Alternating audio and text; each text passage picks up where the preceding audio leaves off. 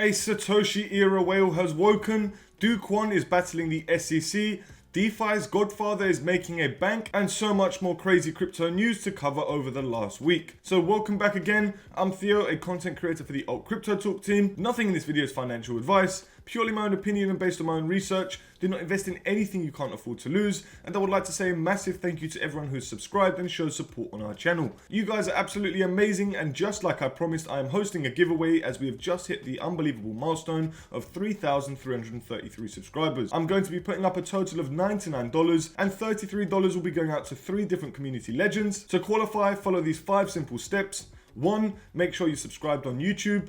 2. Follow AltCryptoGems, AltCryptoTalk, and Hi Crypto Guy on Twitter. Step 3. Make sure to join the AltCryptoTalk Discord. Step 4. In the YouTube comment section on any video, comment done and tell us what you love most about crypto. Step 5. Keep up to date with every video we upload until the giveaway is announced. Good luck. I'll leave all these steps and links in the description below. But before we start with the video, don't forget to hit that like and subscribe button and leave a comment if you have any questions whatsoever. And be sure to follow us on Twitter at AltCryptoGems for daily crypto content. And check out our website for frequent guides, project reviews, articles, and everything crypto related. Okay, let's get started with the video. Okay, so let's start off with the first news, which a Bitcoin whale moves nearly $8 million after 10 years of inactivity. So this Satoshi-era whale has just woken up. Let's see what he's been up to. So, another sleeping Bitcoin whale just woke up. Today, a holder who hadn't touched their cryptocurrency for a decade moved over 279 Bitcoin, around $8 million worth, to 3 new wallets. And this is a tweet from a crypto legend called Look On Chain, which is one of Twitter's best crypto investigators. Now, Look On Chain said that the whale in question had originally received 1,128 Bitcoin in the months of October 2012 and May 2013. This is when Bitcoin was priced around $12 and $195. In total now, the whale holds $31.6 million in Bitcoin and is now scattered over a few different wallet addresses. Supposedly a lot of unwoken whales have started to wake up recently, and people believe there is a reason for this. In February of this year, an old Bitcoin address that had not budged in 11 years came back to life to move $9.6 million worth of crypto, which had appreciated 120 million% over the years. That's absolutely unbelievable. Imagine those gains. Wow. Bitcoin whales are the most successful crypto investors ever, according to research from the Bank for International Settlements. In February, it said that those who sit on the asset for years tend to do well, while the retail investor who buys and sells in a short time frame typically loses out. Blockchain firm Arkham Intelligence told Decrypt in February that data shows that Bitcoin investors are again focusing on long-term gains, as over 53% of coins ever minted hadn't budged for more than 2 years by that point. At the time of writing, Bitcoin is trading for about $27,900, which is still way below the nearly 60% all-time high of $69,000, but Bitcoin is still up massively this year, having gone from under 17k in January to 30k last week. I wonder what these whales are up to. I wonder if they know something. I wonder if they're changing it into stablecoins.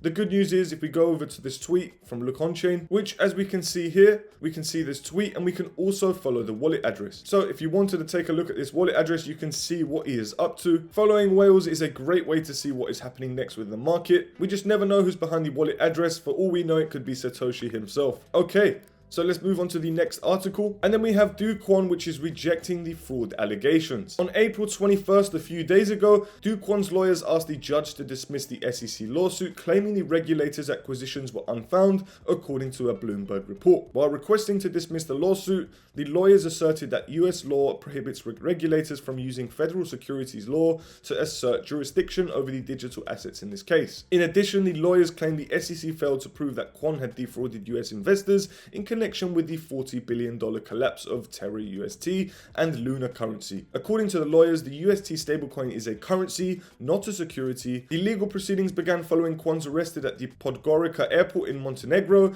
on March 23rd, while allegedly attempting to fly to Dubai using fake documents.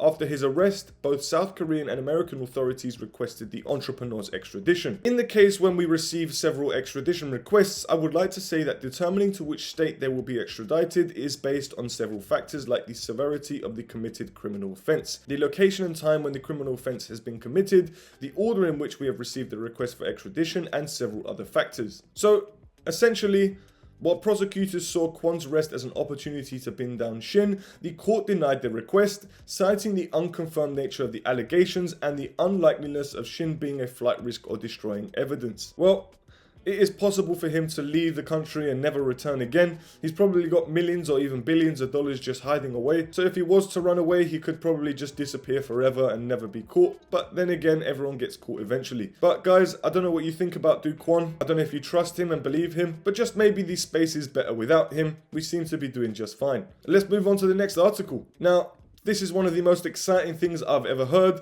And Fantom, which is one of my favorite altcoins, the developer of Fantom is creating a friendly crypto bank. Now, this would be an absolute blessing for me. I believe that all the banks within my country are going to eventually shut off crypto until the regulations come in, obviously. So let's see what the godfather of DeFi had to say, Mr. Cronje. So, supposedly the Fantom network developer Cronje disclosed that he is working on a payments infrastructure project for the crypto industry. After Curve Finance developer Michael AIRDROP complained on Twitter that Revolut is not crypto friendly because it blocked his accounts after learning that his source of funds was crypto. Cronje disclosed that he is working on a project that may interest him. Cronje offered to add AIRDROP to his unnamed project's closed beta if he needed payment infrastructure. The DeFi Godfather Andre added that card services would be available by the end of 2023 and a crypto friendly bank is on the agenda. The crypto friendly bank, however, will not be available in the United States, and that is obviously clear for the recent headlines. Pressed by Twitter users, Cronje noted that the bank is unlikely to be available in the US.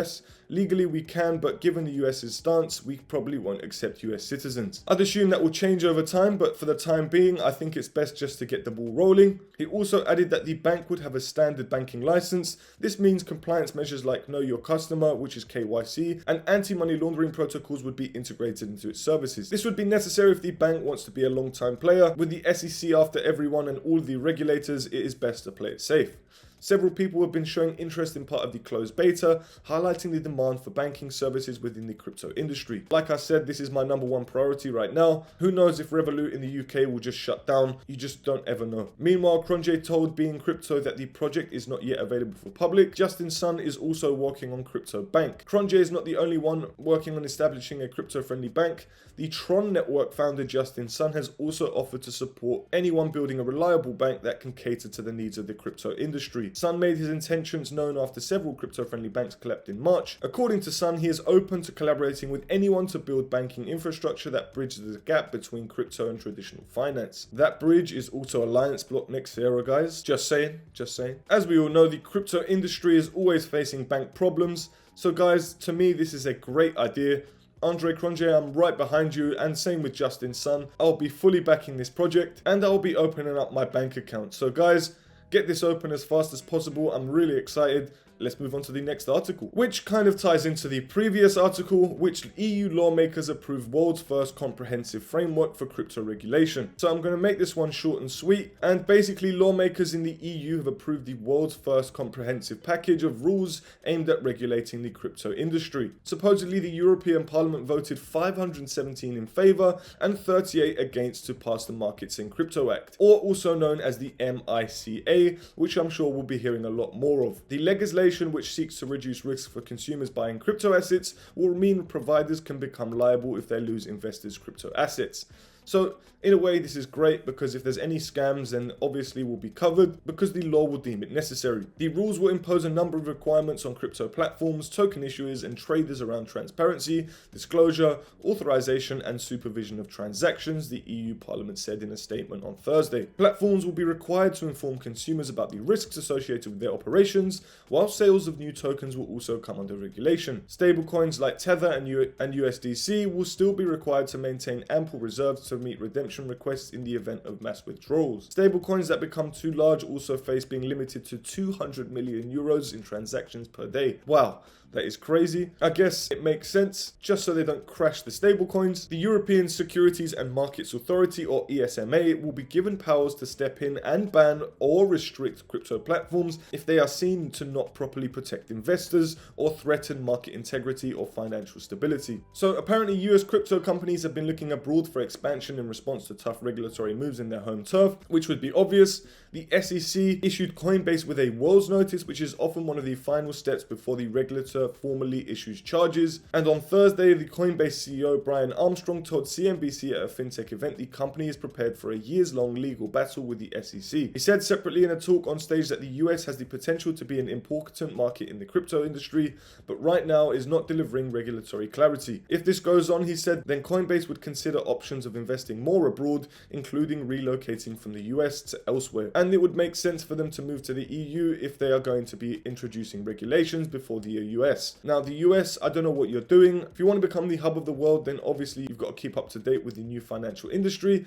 which crypto is obviously taken over the world, and you guys know it, but you're just being resistant, and this must just be all part of the plan. Guys, I'm going to leave this article short and sweet. Let's move on to the final article, which is the most exciting and could take Bitcoin to the next level of $50,000. But when will this happen? So apparently Bloomberg believes that the halving next year for Bitcoin will rally the Bitcoin token to $50,000. If this is true, we would be entering a serious bull market, and all of the altcoins behind it should pump with it. If you don't know what Bitcoin halving is, so after the network mines 210,000 blocks roughly every 4 years, the block reward given to Bitcoin miners for processing transactions is cut in half, therefore making it harder to mine Bitcoins. This event is called halving because it cuts the rate at which new Bitcoins are released into circulation in half. So the first Bitcoin halving took place in 2012. The price on halving day was $12.35, and the price 150 days later was $127, essentially doing a 10x. In 2016, the next halving, on the day of the halving, Bitcoin was priced $650, and 150 days later gained $158 in value at $758. 4 years later, the price on halving day was $8,800, and 150 days later, the price rose around $2,100 more. What is next, we are yet to discover.